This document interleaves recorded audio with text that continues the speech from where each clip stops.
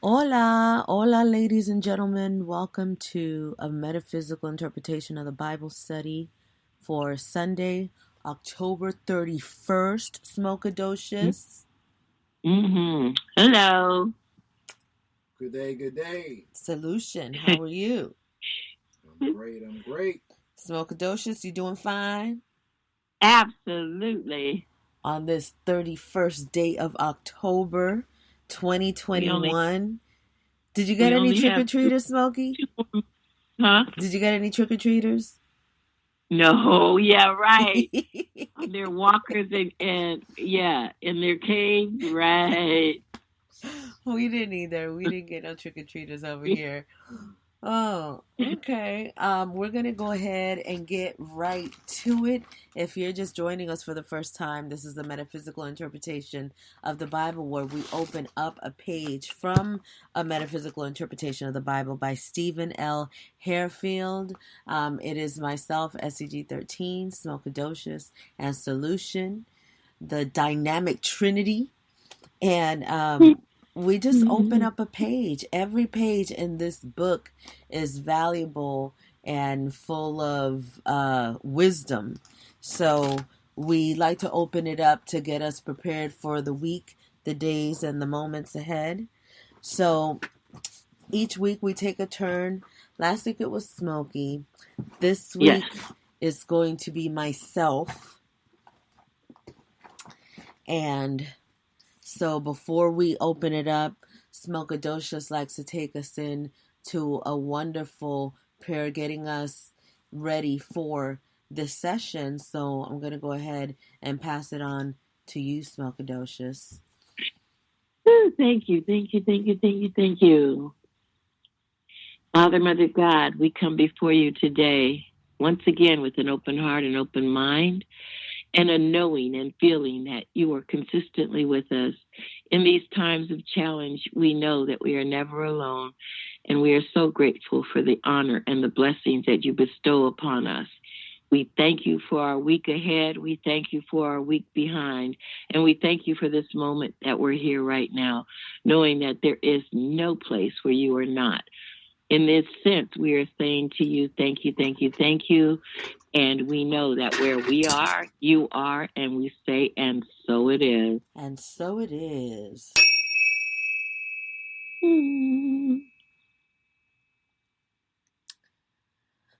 It is a really intense time, ladies and gentlemen. So I am going to go ahead and shuffle the pages and see what it's bringing for us today. Oh no, that was no fair. I forgot to take the green bookmark out of it from last Sunday, so it opened right back to that. Okay. And if you guys didn't check out last Sunday, please check it out. It was a good one, as they all are. All right, here we go. Opening to page. That's funny. We've done both these pages before. The page is 539, and we're gonna start on John 12. John verse 12 through 36. Did you say 539? 539. Okay, I got it. John 12, verse 35 through 36. Then Jesus said unto them, Yet a little while is the light with you. Then Jesus said unto them, Yet a little while is the light with you. Walk while ye have the light, lest darkness come upon you. For he that walketh in darkness knoweth not whither he goeth. 36. While ye have light, believe in the light, that ye may be the children of light. In these touching words, the Master is indeed the light. It is also a veiled prediction of his impending ordeal. The spiritual light, or the Christed mind to which he refers is in all of us, and all it needs is a spark. Its bright glow allows us to realize that what we think as impossible is not. With our current general mentality, we view it only through a limited mind. With this light, we have no limitations. To see into infinity, we must first open our eyes. The Creator has given us this ability. We can be what the Master was, but we must let ourselves be submerged in that light, as he demonstrated so perfectly. We will understand the immensity of our universe by simply surrendering and letting Spirit illuminate the path before us. We will not walk in the darkness of spiritual ignorance unless we choose to do so at our own risk. This is our legacy and the road leading to our destination. For he was and is the way of knowledge instead of an inanimate idol to be worshipped, as we're doing. We must learn to absorb his teachings within us rather than externalize the conditioning received through scriptural literalists. There is an old earthly adage that states, when the student is ready, the teacher will come. Metaphysically, it has a different meaning in the spiritual world. We should not seek an outside teacher, but the one who has always been present within us. When the body is truly ready for the lessons, the soul will do the teaching. No matter how skillful an external teacher may be, the full comprehension of the lesson relies on the personal, mental, and emotional ability and capacity. The outside teaching will fade away because it is just a matter of words. But the inner grasping of the concept will become part of our knowledge, for it is real. Our true self resides within a body that is simply a vehicle for the soul. In John 12, verse 40, it is reported that Isaiah said that they should not see with their eyes nor understand with their heart and be converted. Wait, let me say that again.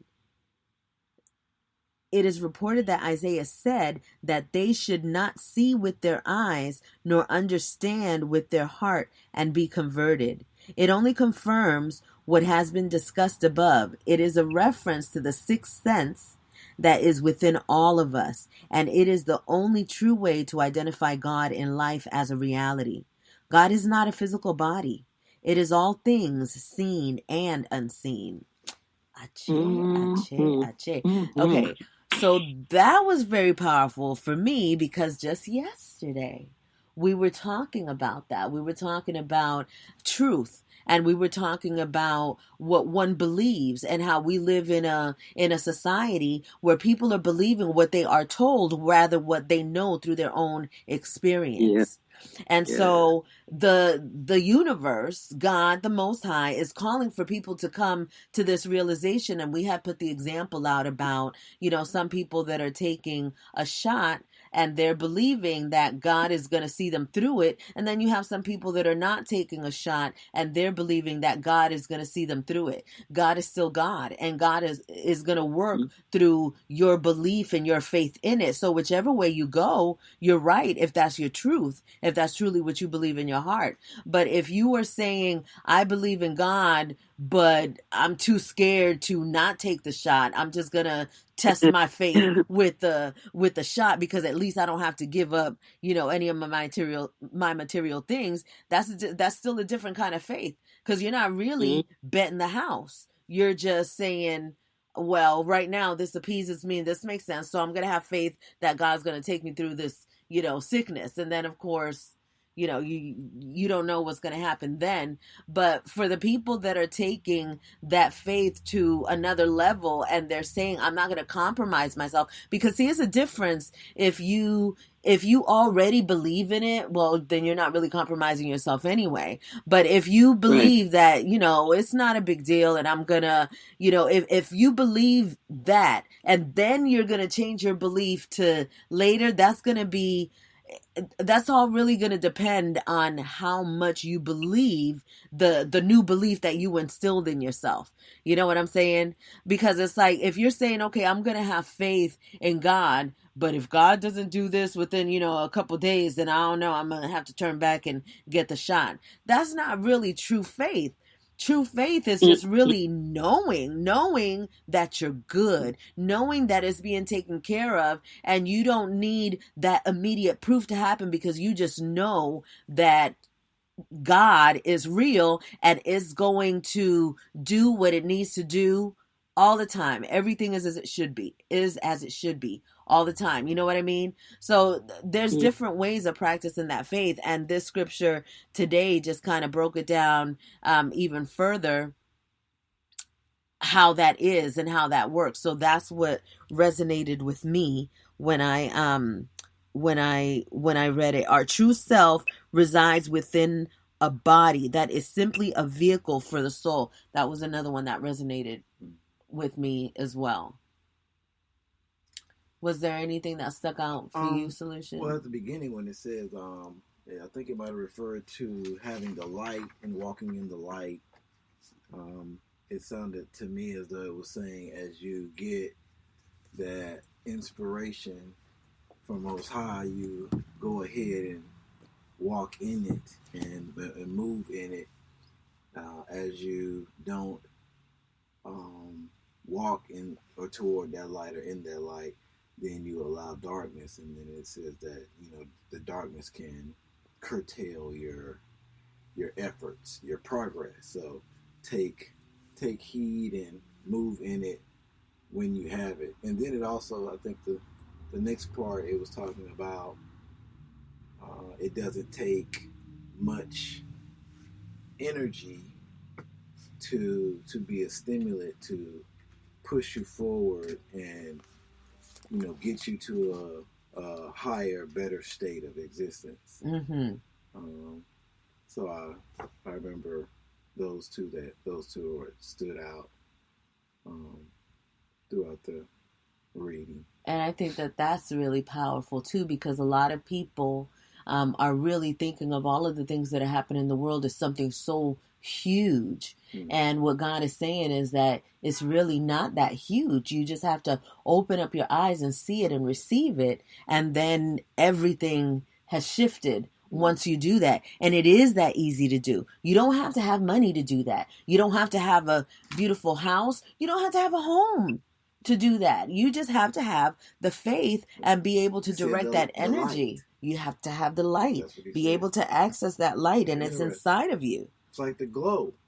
Hola, Kyla. It's like the glow. It's like that glow from the Last Dragon. You got that glow. Yeah, you got yes. the light. You can be a master if you got the light. That's what he said. That's what it says. Indeed. Smokey, which part stood out to you? Collectively, the whole thing to me says you got everything you need right inside of you. You just have to seek it in yourself, and it will be presented to you on the outside. And it's like, when you know this truth, it kind of makes it difficult to feel sorry for people, to feel bad, and to feel, it gives you it gives you that knowing that it is possible for people to come out of wherever they are if they seek it. If they really look for that light within them, if they really look for God, they're always going to find it. Seek and you shall find. And so, right. It's unfortunate that we live in and I'm not even going to say that anymore, because everything is as it should be. And everything that is happening now, it is fantastic, and it is exactly as it's supposed to be. Yep. What is not good, we learning how to change it now, right? We got to. Yes. So, I'm not saying either, that there's not going to be challenges, or you're not going to be, overwhelmed at times. But actually, there's really no need to. We put ourselves through hell. It's like we go through this process of, oh my God. But then at the end of the day, when it's all settled, it's like, oh, well, I already really knew that, and now I feel better. But that's being, you know who we are. It's hard. I mean, it's hard to get to that point where you got to stop yourself and say everything's going to work out. It's all going to work out. No matter how it looks right now, it's going to come out and the best is there. But it's what we have to do. We have Yes. to we have to do that and do it so much to where Yes. we believe it and know it, because that's the Mm-hmm. magic right there. Mm-hmm. And knowing Yep. that, knowing how easily accessible it is refreshing. And it's not, it doesn't make it any easier knowing, because we know that the mind is a very powerful thing. You know what I'm saying? We Yeah. just watched today, Smokey. We watched an Ache to him to Rick James. Rick James, we saw the documentary of Rick James.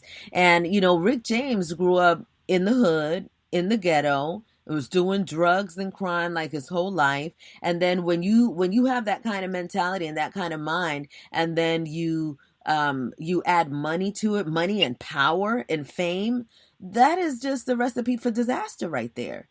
And even him in his older age trying to change and trying to become clean after his whole life of that, his system was just not cooperating anymore. So there was like, it's like watching it was really trippy, because it's like, wow, it's like there is a point to where a person cannot go back, and that's when they lose their mind. If their mind is Yeah. gone and they don't have function of their inner selves and stuff, it's like there's just no way. And it's just really interesting to watch it all in play, and just see how it is affecting the world now, and how we're seeing things so much more clearly, kind of like seeing everything for what it is. And I think that's going Mm-hmm. to make a really big difference in the world to make it better for people. Yeah, me too. Yep. Mm-hmm.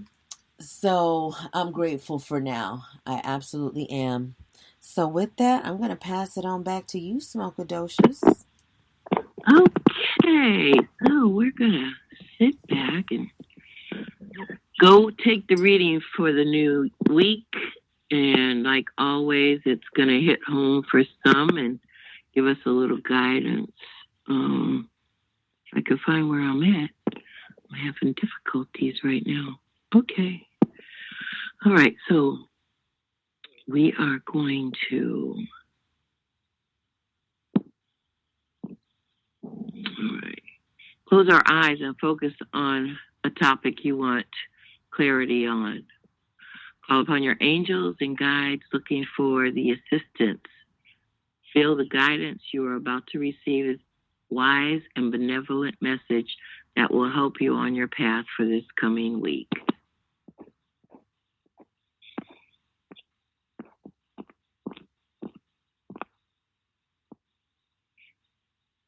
And our card is judgment. Okay, let's see what judgment has to say to us. Okay, you are being asked to let go of judgment and forgive those that you judge. That judge you. You need not worry about others judging judgments towards you. If you are currently experiencing judgment or criticism directed at you, you are being asked to let it go. Do not hold on to their judgments and do not allow them to define you. The person that is judging you is really judging themselves. When someone is pointing a finger, it is because on a subconscious level, they are judging themselves. For whatever reason, something you said or did triggered their insecurities. This is not your fault, and it is not in your best interest. It is in your best interest to let it go and move on. Do not allow yourself to get stuck in the endless cycle of trying to please someone who refuses to look within themselves. At the same time, you are being asked to let go of all judgments towards others. All judgments are self-judgments. So if you find yourself being judgmental or overly critical of someone, ask yourself what is happening inside of you that is triggering these insecurities. If you are willing to listen to the truth behind your judgment, it will be easier for you to let this go. As soon as you see this for what it is, it will feel as if a huge weight has been lifted from your shoulders. You are being asked to let go of judgments towards others and forgive those that judge you. And I'm really, okay, like they said, this card depicts the energy related to the question. And what I'm getting in regards to this, it goes not only to our everyday life, but to what's going on basically in our society now, and not holding judgments and the division that, this situation has caused us to go from one side to another, and to just let go. Like you said, we just have to allow people to be where they're at. That's where they're supposed to be. That's what they're supposed to be doing, and move on. And in moving on, we're clearing the way for, people to come behind us in a more peaceful and positive way of living life. Mm-hmm. Yes, that was a great call, a great card pull for now, because that's a huge issue right now is, people us judging each other for whatever the situation is, and even the people that feel that they are in a position to be in judgment. You know what I'm saying? It's like that goes for everybody, So I think that that's a great card solution. Oh, yeah. You know how I feel about judgment. I just don't feel anyone really has that space to make those assessments or dissections. So, yeah. Mm-hmm. Good card. So we have a little bit of time. So I did want to ask you, Smokey, to share a little bit more about the Oracle experience. You've been telling me about this book. Did you want to share a little bit about that? This book, and honestly, I saw a little clip and how, things happen just the way they're supposed to happen. Close to you. I don't even remember how I got involved in this clip or this book, but they were saying some things that are happening right now or that have happened in the past, and it all correlates to where we are, going back to all the way back to the beginning of time with Moses. And it has years, like it explains the mysteries. And then the Jubilee is like every 50 years we go through a Jubilee, and history basically repeats itself, and all of the things that are associated within those 50 years. Like one example, which is just really blows me away, is, the Palestine, Israel, and all of the, Israel has always been the topic for a lot of things, and it kind of explains everything. And the beginner and creator of this Jubilee and the situation, I don't want to give away the things, because when you read this, it's like it's not a conspiracy. It's based on Bible verses. It's based on actual events. It's based on things that people have said that you can go back and research and go, my God, this is really. So it all gets down to, are we in the end times? And like we talk about it, we really are in the end times. And the things that we are going through right now are also explained in this book and moving forward. So 50 years, and then every 50 years, it goes into 70 years. So 70 years would be, okay, the Jubilee is every 50 years, and then you get into this every 7 years. So every 50 years goes through a cycle of 7 cycles, and then that's like, oh, I can't even think of what that's called. It's not the Jubilee. It's like the mystery, but they all go. It's just really I can't even explain it. I am so excited about this book. You are very excited about this book. I am, and I feel like, oh my God, you guys need to read this. This is like something that is unexplainable. That's the only way I can say it. It's unexplainable. The name of the book is The Oracle, The Jubilean Mysteries Unveiled, and it's by Jonathan Cahn, and that's spelled Jonathan, Cahn, Chahn. the oracle. So it's, this is that time where all of these truths are coming out. And I think that that's what's marveling most people, is that in a lot of the truths that are coming out, it's not like conspiracy theories. There are things, there's proof, there are actual events that occurred, but, right now, because everybody's being bombarded with mind programming from the powers that were, they're not seeing. Their eyes are completely closed to what is happening. So it takes something like the Oracle book and other books that are being written, that are being revealed now, just about all of the things that are happening in the world, that have happened before, that continue to happen. And I think with this knowledge, it brings about a sense of peace, because we know that, I was thinking about this yesterday, because people are very afraid of the world ending, and it's it is going to hell and all of this stuff. And it's like, it's not ending. It'll never end. We are eternal beings. We're always going to be around, whether it be this planet or a next one.